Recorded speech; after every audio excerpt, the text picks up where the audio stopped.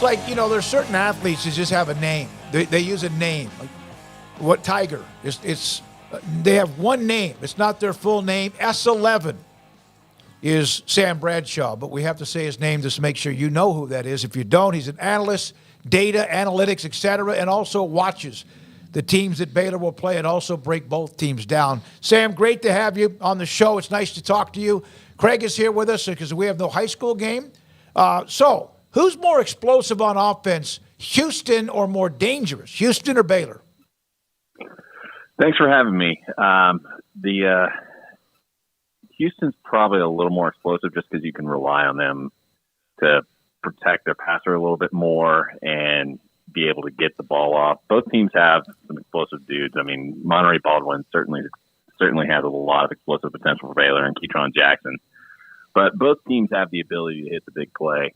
And Houston with Golden, with Manjack, and with Sam Brown, you've got an awful lot of speed there as well as its tailback position. They can hit some big plays on people, and that's one of their MOs. In order to be able to stop these guys, you have to keep those big plays in check. Sam, you mentioned that, look, it was kind of the way you responded to that question, it took you a long time to figure out what that was. These are two bad teams.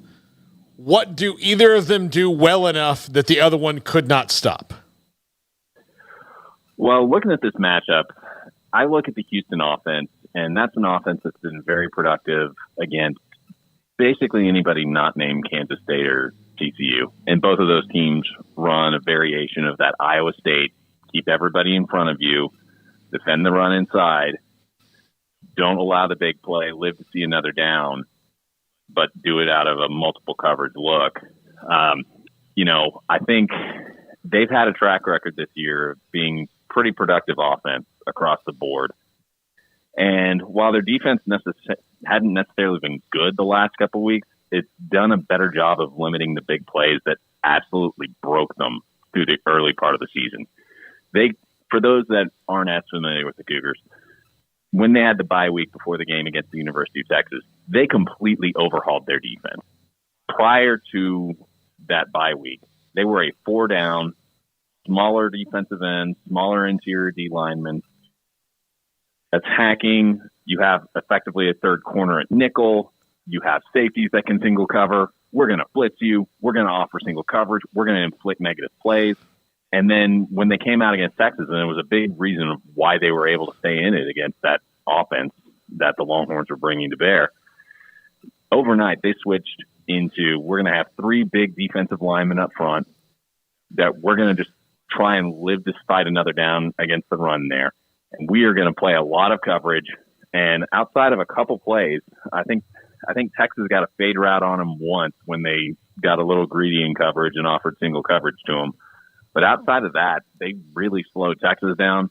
And then Kansas State just dominated them in the trenches. So no matter what approach you have, that's not going to really work out for you if you can't hold up at the point of attack. But they've gotten a lot better at denying the big play on the defensive side of the ball. So they've become a little bit of a different animal to deal with than you would have expected a couple weeks back. Because I remember I was on the show with Paul saying that I felt like Houston was a better opportunity for a win than Cincinnati was.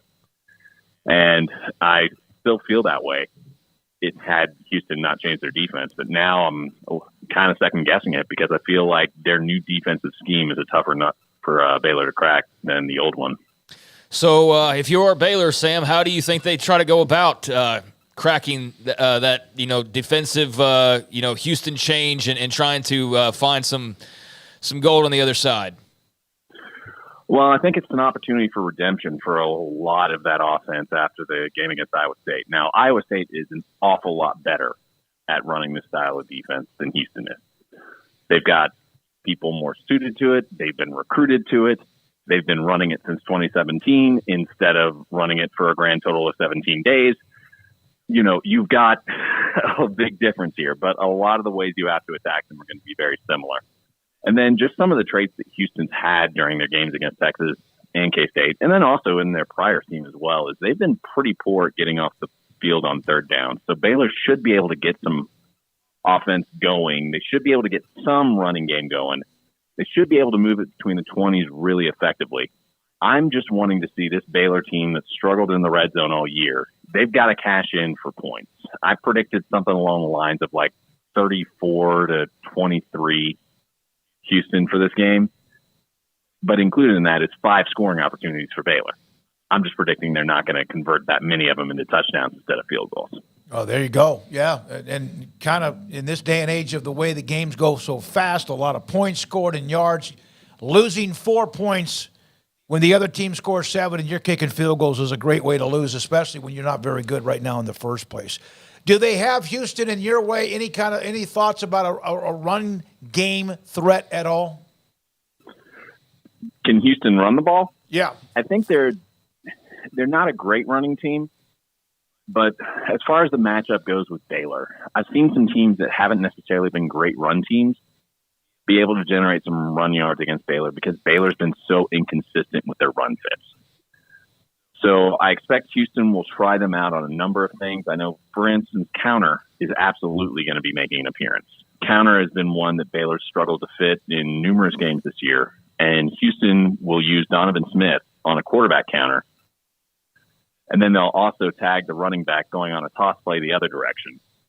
And that's one of the staples they've enjoyed this year. Baylor absolutely has to shut that down. They got to shut down zone. They got to shut down power. It's there because Houston's going to test them with the run game because Holgerson is a Mike Leach disciple. He's an air raid guy, but he's an air raid guy that believes in running the football. He wants to line up and hit you. He wants to be able to do that. Don't get me wrong. His passing concepts are the same. And if you give him favorable looks to throw it 60 times a game, he's going to do it until you stop it. But compared to some of the other air raid guys, this is a guy that absolutely will run the football down your throat if you let him. And Baylor's got to be able to prove they can do it consistently because even against some of the not elite running teams they faced this year, they've really struggled to be consistent in that regard. Well, that was Iowa State last week, right? Exactly. I mean, Iowa State's intentional about running the ball, but they haven't really been statistically prolific. And there were a number of plays there where they ripped off long. And there were also a number of plays where Baylor was inconsistent with their coverage. Corners got caught peeking in the backfield. And if Iowa State was a little faster than they were, which Houston definitely is, a lot of those plays could have been touchdowns instead of big plays. So Baylor absolutely has to clean it up. The performance they had last week would not be sufficient to win this game. They have to play much better. Sam, the running game has been atrocious to the point they don't even try to run the football all that often. You know, it just depends on the opponent, really. And so we'll see against Houston. But Dave Aranda was asked about Richard Reese and the fact that, you know, he's going to finish with like half the amount of carries that he had last year. Now, he needed to not have as many carries because as a true freshman, he had way too many probably, right? But, I mean, to the extent of like we hardly even see this guy, it's just head-scratching. He mentioned specifically it has to do with the line and just what they're doing, but is there not do you buy that? Is that as simple as it is and I just don't know X's and O's, or is there not a better way to try to get the ball in the hands of the Big 12 newcomer of the year last year? Well, first and foremost, you're looking at, can you run the ball? Well, if you're not able to run the ball, your entire running back rotation is not going to get as many carries because you're going to try and find the best way to move the ball. And if that's not working for you, particularly the last couple games where you've been up against a really outstanding defensive front from Cincinnati, and then you've been up against a really outstanding defensive front from Iowa State, things are going to be a little tougher. But also included in that is other members of that rotation have been making some plays in their presence felt. I mean, Richard Reese is a very productive running back, but he's also 180 pounds, and Dominic Richardson and Dawson Pendergrass are a lot bigger. They're going to fall forward more consistently, and if you know you're not getting much of anything, and those running backs are going to have to create what they get, particularly in short yardage, you're probably going to lean on the bigger dude. That's just a matter of situational calls. And then beyond that, you know, he's a great wide zone runner, and I think he's really, really talented. But if you're doing wide zone and there's nowhere to go front side and they're taking away the cutback, there's really not a whole lot for you to do unless you can get him the ball in the passing game. And then from there, which back gives you the best chance in the passing game? Which one can protect the best? Which one can run the routes the best? It becomes a bit of a competing within the rotation. And it's not necessarily somebody's not a great runner or not this or that. It's just in the aggregate, what gives you the best chance to win with the best 11 on the field at the given time with what you do have. And sometimes the decisions that are made at a given position aren't necessarily, if we had really good personnel around you, who would we go to? Sometimes it's, all right, we know we don't have X, so we need to put Y in the game to give ourselves a chance, even though Z would be a better person if we had personnel we wish we had. Sam, last thing, if you don't mind, maybe in a minute or two. Houston can take it deep in the return game with Golden, among others, Brown.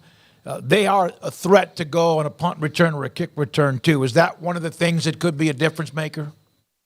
That can definitely be a difference maker for them. They've got a lot of speed. And you also got to watch for trick plays with this group. Holgerson has been more than willing to run those long in his career. And, you've really got to watch out because speed kills, and they've got a lot of it. Now, Baylor does too, but I feel like Houston's a little more wide open in their scheme.